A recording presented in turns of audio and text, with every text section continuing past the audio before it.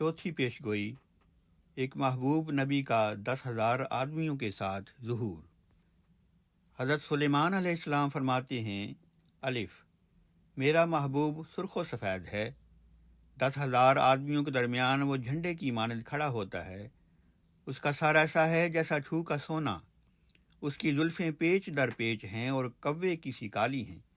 उसकी आंखें उन कबूतरियों की मानद हैं जो लबे दरिया दूध में नहा के तमकनत से बैठती हैं। उसके रुखसारे फूलों के चमन और बलसान की उबरी हुई क्यारी की मानद हैं। उसके लब सोसन हैं जिनसे बहता हुआ मुर टपकता है। उसके हाथ ऐसे हैं जैसे सोने की कड़ियाँ जिनमें तरसीस के जवाहर जड़े गए हैं। उसका पेट हाथी दांत का सा काम है जिस पर नीलम से गुल बने हैं। उसके पैर ऐसे जैसे संगे मरमर के सतून जो सोने के पायों पर खड़े किए जाएं। वो खूबी में रश्के सरू है। उसका मुंह शीरीनी है, हाँ वो सरापा इश्क अंगेज है। ऐ यरूशलेम की बेटियों, ये मेरा प्यारा है, ये मेरा जानी है। इस पेशगोई में बताया गया है कि एक नबी पैदा होने वाला है जो दूसरे नबियों से अफसल होगा, क्योंकि लिखा है, तेरे महबूब को दूसरे महबूब की निस्बत से क्या फजीलत है। फिर इसमें यह खबर दी गई है कि वो महबूब 10,000 आदमियों के दरमियान झंडे की मानद खड़ा होगा। चूँकि झंडा फौज की अलामत है, इसलिए इसके माना ये हैं कि एक अजीमुशान मौका पर वो 10,000 सिपाहियों की अफसरी करेगा। फिर लिखा है, उसके लब सोसन हैं जिनसे बहता हुआ मुर टपकता है। मुर एक गूंद है जिसका मज़ा तल्ख लेकिन तासीर नहायत आला और खुशबू नहायत उम्दा होती है। कीड़ों के मारने के लिए नहायत आला समझी जाती है और ज़ख्मों के इंदिमाल में नहायत ही मुफीद है। कर्मकुश और अदविया में पड़ती है और ज़ख्मों की मरहमों में डाली जाती है। इसी तरह खुशबुओं के मसालों में भी उसको इस्तेमाल किया जाता है और इत्रों के बनाने में भी काम में लाई जाती है। फिर लिखा है, वो मुहम्मदीन है। उसका तर्जमा अंग्रेज़ी बाइबल में ऑल टुगेदर लवली किया गया है और उर्दू बाइबल में सरापा इश्क अंगेज़ किया गया है। यानी उसे देखकर इंसान उसे मोहब्बत करने पर मजबूर हो जाता है। ये पेशगोई वाज़ेह तौर पर रसूल करीम सल्लल्लाहु अलैहि वसल्लम पर चिश्वां होती है।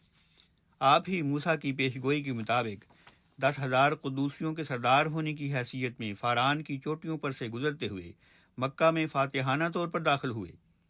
आप ही वो शख्स थे जिनका कलाम सही मानों में दुनिया के लिए मुर साबित हुआ है और इसमें इंसानी इस्लाह के लिए तमाम कवायद बयान कर दिए गए हैं जो बाद कौमों के मुंह में कड़वे मालूम होती हैं। गो हैं वो कर्मकुश और खुशबूदार, और आप ही हैं जिनका नाम मोहम्मद था।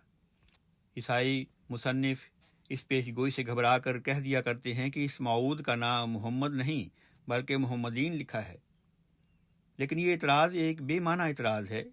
तौरात ने तो खुदा को भी अलोहीम लिखा है। इब्रानी ज़बान का कायदा है कि वो एजाज़ और इकराम के लिए जमा का सीगा इस्तेमाल कर देती है। उर्दू ज़बान में भी हम देखते हैं कि एजाज़ के मौका पर जमा के अल्फाज इस्तेमाल करते हैं।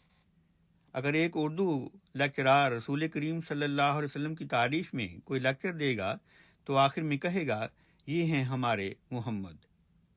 हालांकि उसकी मुराद ये होगी कि गो हमारा आका मोहम्मद तो एक ही शख्स है, लेकिन मैं आपके एजाज़ के तौर पर जमा का लफ्ज़ बोलता हूँ। बे रसूल करीम सल्लल्लाहु अलैहि वसल्लम के मुतल्लिक़ एक और पेशगोई ग़ज़ल ग़ज़लात बाब 4 में बयान हुई है। इसमें हज़रत सुलेमान अपनी महबूबा को बहन भी कहते हैं और साथ ही ज़ौजा भी कहते हैं। चुनांचे ग़ज़ल ग़ज़लात बाब 4 आयत 9 में अपनी महबूबा की निस्बत कहते हैं, ऐ मेरी बुआ मेरी ज़ौजा। फिर आयत 10 में लिखा है, ऐ मेरी बहन मेरी ज़ौजा। फिर आयत 12 में लिखा है, मेरी बुआ मेरी ज़ौजा। इन दोनों अल्फाज का जोड़ बताता है कि आने वाला महबूब बनु इस्माइल में से होगा, जैसे हज़रत मूसा को अल्लाह ताला ने कहा कि वो तेरे भाइयों में से होगा। क्योंकि हज़रत सुलेमान उसको एक माशूक की सूरत में पेश कर रहे हैं, इसलिए उन्होंने बजाय भाई के बहन का लफ्ज़ इस्तेमाल किया है।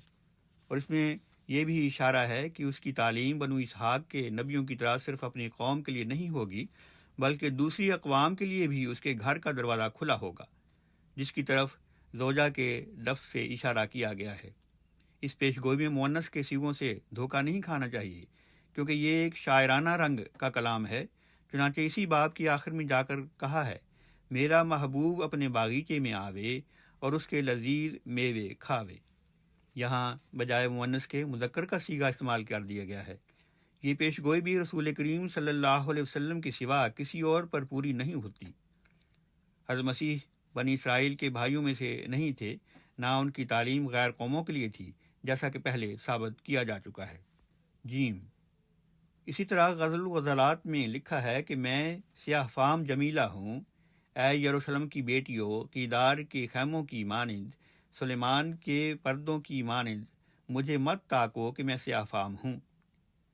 اس عبارت سے معلوم ہوتا ہے کہ حضرت سلیمان نے ایک ایسے نبی کی خبر دی ہے جو جنوب کا رہنے والا ہوگا، اور بنو اسحاق کی نسبت جو شمال کے رہنے والے تھے اس کا رنگ کم اجلا ہوگا، یا یوں کہو کہ اس کی قوم کا رنگ کم اجلا ہوگا۔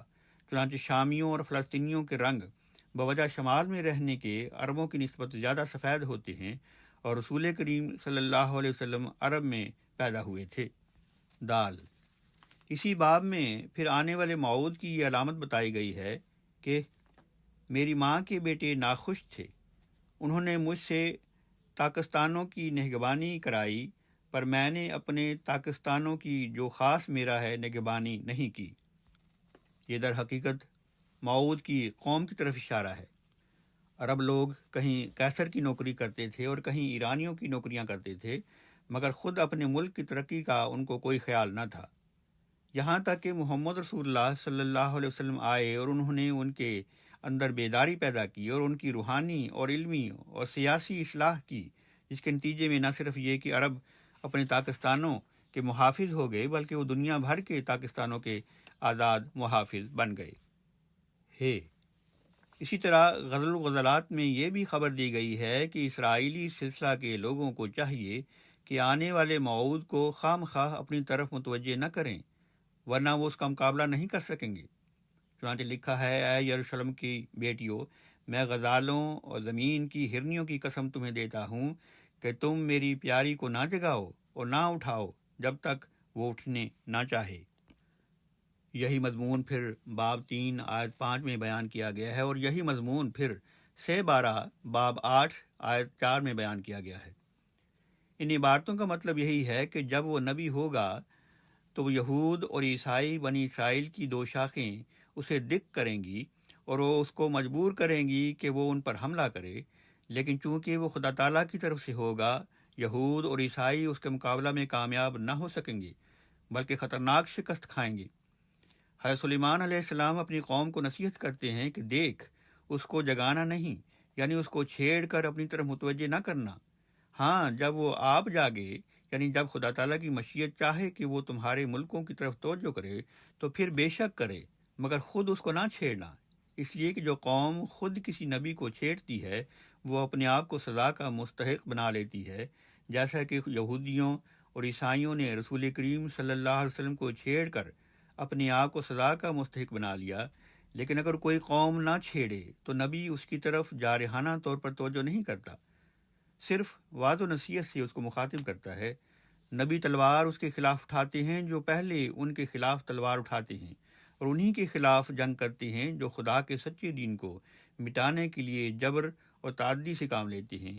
چنانچہ رسول کریم صلی اللہ علیہ وسلم کی زندگی اس پر شاہد ہے، اور حضرت سلیمان نے اپنی قوم کو اسی خطرے سے آگاہ کیا ہے۔ یہ پیش گوئیاں کسی صورت میں بھی حضرت مسیح پر چسپاں نہیں ہو سکتی۔ نہ تو مسیح فلسطین کے جنوب میں پیدا ہوئے اور نہ وہ بنی اسرائیل کے بھائیوں میں سے تھے، نہ ان کو کوئی ایسی طاقت حاصل تھی کہ ان کو چھیڑنے کی وجہ سے بنو اسرائیل تباہ ہوتے۔ یہ ساری کی ساری پیش گوئیاں رسول کریم صلی اللہ علیہ وسلم پر ہی چسپاں ہو سکتی ہیں، اور انہی کی خبر غزل الغزلات میں دی گئی ہے۔ غزل الغزلات در حقیقت رسول کریم صلی اللہ علیہ وسلم کے عشق کے اظہار میں لکھی گئی ہے۔